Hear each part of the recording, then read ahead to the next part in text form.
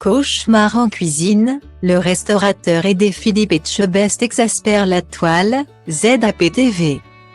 En arrivant en Charente-Maritime pour un nouveau numéro de Cauchemar en cuisine. Dans le restaurant ouvert il y a plus de 3 ans par Jérôme, Philippe Etchebest, alerté par les parents de ce dernier, savait qu'il allait faire face à une situation complexe mais il n'en avait pas mesuré l'ampleur. Pas ou peu de réservations dans le restaurant de ce chef formé selon ses dires dans de grands restaurants. Pour le chef Jérôme, l'explication se trouve dans l'attitude de son serveur Steve. Je pense faire de la bonne cuisine, ça peut venir de Steve, il y a des clients qui ne sont pas revenus.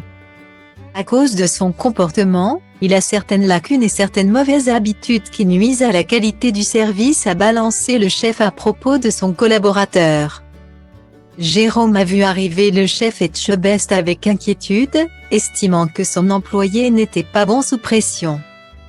Pourtant ce n'est pas Steve, certes totalement dans la lune mais de bonne volonté, qui a posé problème au chef Etchebest. Après une virulente mise au point, Steve a été remis dans le droit chemin en 2 coups de cuillère à peau. Problème résolu? Non. La carte plus du tout à jour, et pas travailler avec les produits de saison a carrément fait grincer des dents le comparse de Glenn Biel. Et la dégustation du tigre qui pleure, la spécialité du patron très fade, l'a mis sur la piste d'un autre problème.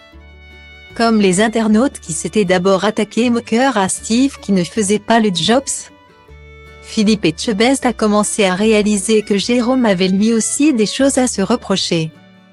Outre le fait que ce dernier poignardait allègrement son employé dans le dos, le patron du 4e mur a constaté lors du service suivant que le chef faisait de grosses erreurs en cuisine et que malgré son expérience il se noyait très vite dans un verre d'eau.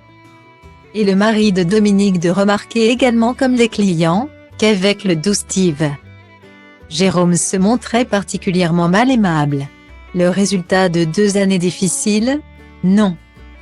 La propre sœur de Jérôme, qui avait un temps accepté de travailler avec lui, a fini par avouer au Top Chef qu'elle avait abandonné son frère lassé de sa méchanceté, de sa mauvaise foi et de son humeur ombrageuse. Pour la toile, cette révélation était sans doute la goutte d'eau qui a fait déborder le vase. Même les clients remarquent l'attitude odieuse du patron, hallucinant.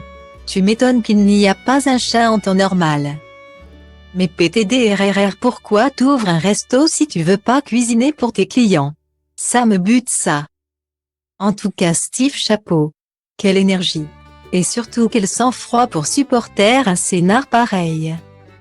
Sérieux, le mec il vient en salle pour faire style mon serveur est tellement nul. Point. Alors qu'il fait de la MRDE en cuisine. Se sont énervés les téléspectateurs sur les réseaux sociaux. Philippe Etchebest va-t-il parvenir à faire ressortir l'agneau qui sommeille sans doute dans l'ours Jérôme? Le chef fétiche de M6 en a après tout déjà maté d'autres aussi coriaces.